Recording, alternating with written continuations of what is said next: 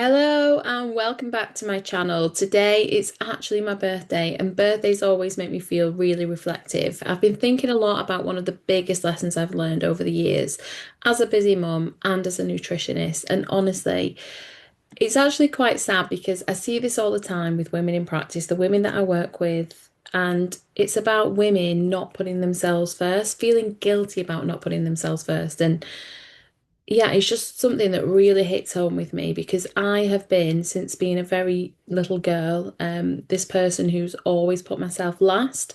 And over the years, that had a massive impact on me, on my confidence. I always thought that everybody else's needs were more important than mine. And it just completely made me who I am today. But 10 years ago, I started to do work on this and realized that that wasn't actually healthy for me. And actually, it took time for me to break old habits. It was exhausting always being there for everybody else and never, ever having that moment for myself. And I used to get so upset because I just wanted somebody to be able to see me and to see that I needed permission. And it was almost like I needed somebody to give me permission to take that break, to have that rest, to do something for myself. Um, and when I'm working with women in practice, I see that they're feeling guilty about spending money on themselves. I see that they're feeling guilty about taking time out. They're feeling guilty about saying no to the people that they love or people around them, or even at work, just saying no. I've been definitely one of those people, always a yes person, and it's exhausting, it's draining, and it's not healthy. Um, just feeling guilty for taking some rest, like having a lie down if you're feeling poorly, or not even if you're feeling poorly, just in general, just having a minute because you're allowed to do that. You're busy all of the time. And I know this because honestly, it's coming from a place of me living that life and hitting burnout with it. So if you've ever felt like that too, please know that this video is definitely for you. Um, so where does all this guilt come from? I often ask my clients this question, and when we do, we really strip out the layers. It's like peeling back an onion. Who taught us as women that everybody else's needs come before our own? And this is not a hate men video. This is, I'm just talking directly to women because this is something that I see all the time, specializing in women's health. And I know there's so many men out there that have the same problem, but this video is just for busy women who are constantly working hard but putting their own needs last. So have a think about it. From a young age, we're taught to be caring. We're taught to be kind. We're taught to put others first. We're taught to look after everybody, to make sure everybody else is okay. And I think as well, if you're an older sibling, I know personally that I experienced that pressure and that kind of, you're the older sister, you're the older child, you should be doing this. And for me personally, I had to step up and be a young carer as my mum was really poorly when I was 9 years old. And obviously, I then went through years of looking after her and having that unstable kind of home life because I had to become an adult very early, looking after somebody who was really poorly. So if you're listening and you've experienced that, or you're currently going through looking after somebody else, it's very draining, very demanding. And of course, you wouldn't change it for the world, but it does massively impact us as people, and we start to accept that as our norm. And it's so sad. It really, really is. So, whilst all the things that we're taught about being kind, caring, be kind to others, look after others, make sure that they're okay, they're all beautiful qualities, and I'm not saying that they're not. And many women do take them to an extreme. Um, we become absolutely everything to everyone. And for me personally, I became this fixer, the organizer, the caregiver, the one who remembers absolutely everything for everybody else. And the one who keeps everything running. And it's such a thankless task. And, being a kind person who's empathetic, it's not something that we're doing for all the thanks and all of that. It's because we want people to feel happy. We want people to feel like, that they're really happy in the situation. And it can be draining for somebody who's naturally an empath, or somebody who's put a lot of pressure, a lot of work into creating these special memories and these moments, and just in general everyday life. And I find that at times people learn to expect that. I've had my own dad kind of offer my services and recommend me to other people. Oh, Caroline will sort it for everybody, don't you worry. And is that a nice thing or is it not? Is it nice that he recognizes that I'm, good at organizing things and making sure things happen? Or is it somebody taking me for granted because they know that I'll get it done, whereas others won't? And so at times I've had to deal with that as well, emotionally and mentally, just dealing with that whole why is everybody putting on me kind of thing and feeling that burnout at times. So what I'm trying to say is somewhere along the way we actually stop taking care of ourselves. And I see this in real life all the time. With the women that I work with, they come to me, they're exhausted, they're overwhelmed, they don't have enough physical hours in the day to get through what they need to do. They find that they're running on caffeine and chocolate and things that don't serve them. And this just creates adrenaline within the body.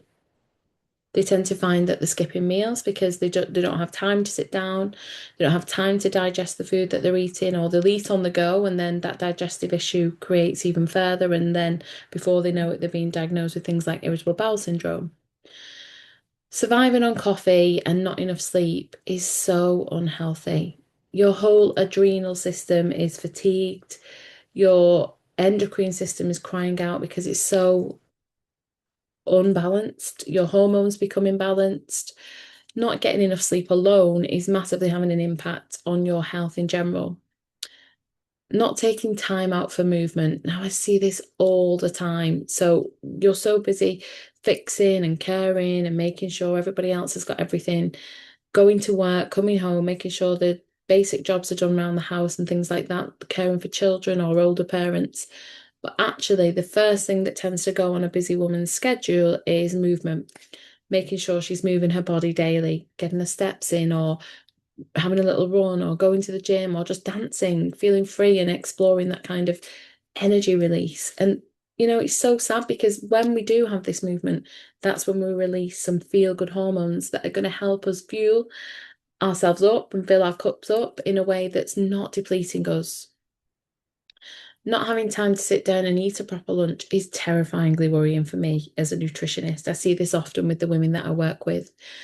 And, or, just eating at the desk, eating on the go, it's just creating so many issues. And then because they're so hungry later on and the body's desperate for some energy, they're reaching out for those grab on the go foods that are just filled with non non-natural ingredients, man-made ingredients that are here to create imbalance within the body. When I see these women that have been living like this for some time, they actually come to me exhausted, burnt out. They're gaining weight around the tummy naturally and just don't feel like themselves anymore. The hormones are all over the place. They're not having regular cycles. After the age of 35, that happens to most of us anyway, as we approach the perimenopause. But this also coincides with this busy time and chapter of our lives when everything is so chaotic. There's no calm. Gaining this weight, feeling exhausted, burnt out, having brain fog, skin issues, tummy issues, it has a massive impact on us as women. We don't have that energy anymore. We look in the mirror, we don't recognize who we see. The truth is, we cannot keep on running on empty. We can't pour from an empty cup forever. And I've mentioned some of the health issues that I see in practice all the time.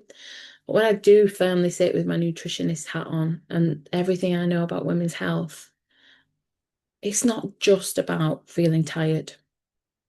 When we're constantly stressed, we're constantly putting ourselves last, our bodies really, really pay a price for it.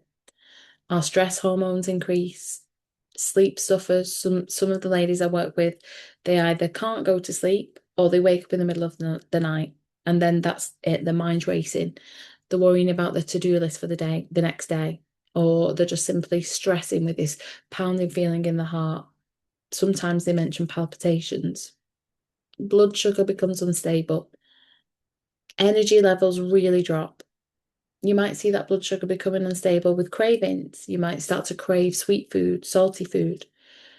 For women in your 40s and your 50s, navigating through perimenopause, all of these things become so much more noticeable for you.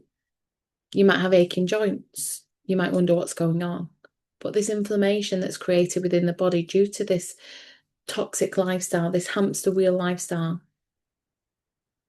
When women come to me, they can't even look in the mirror at themselves anymore. Or if somebody snaps a picture of them, they feel so embarrassed.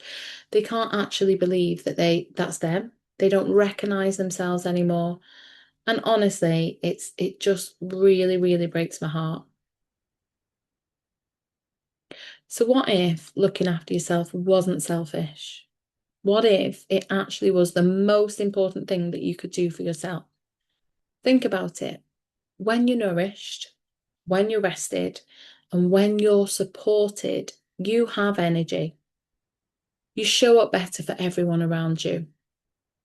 Every single person in your family and in your life benefits because of it. Your relationships flourish. Your work's much better. You're more efficient, or you feel confident enough to take that promotion, apply for those different job bonuses and everything. Every single person in your world wins because you're taking time out of each day. And I'm not talking about excess amounts, the smallest amount daily of time for self-care or self-organization is actually going to have a huge impact on who you show up as in this world. Everybody around you will win because taking care of you is definitely not selfish. It's actually the most responsible thing you can do. At times, I use the analogy in my practice with the busy women that I work with. And I say, it's just like if we think about it, when we're on an aeroplane and they're explaining to us about the safety, you know, the oxygen mask will drop. And if you're with a child, it's so imperative that you put your oxygen mask on first. It's exactly the same in a busy life. Looking after you first means that you can then be the best version of you for everybody around you. This is 100% why I created the release revolution.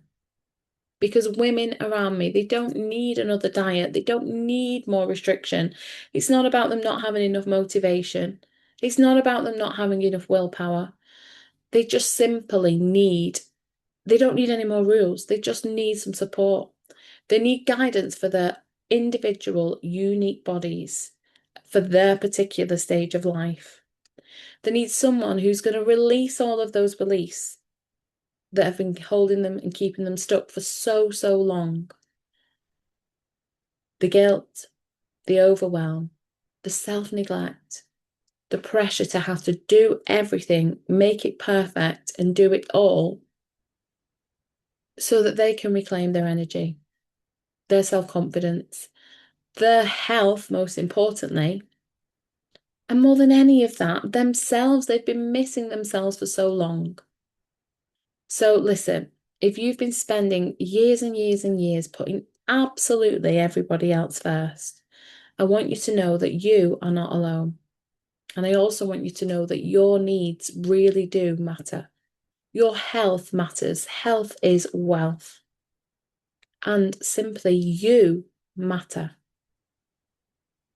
If this video resonated with you at all, let me know here in the comments. I would love to hear from you. And if you're ready to stop putting absolutely everybody else first and yourself last, then listen, start prioritizing your health again and get in touch. I would love to support you on this journey. Thank you so much for watching, and I look forward to seeing you in my next video.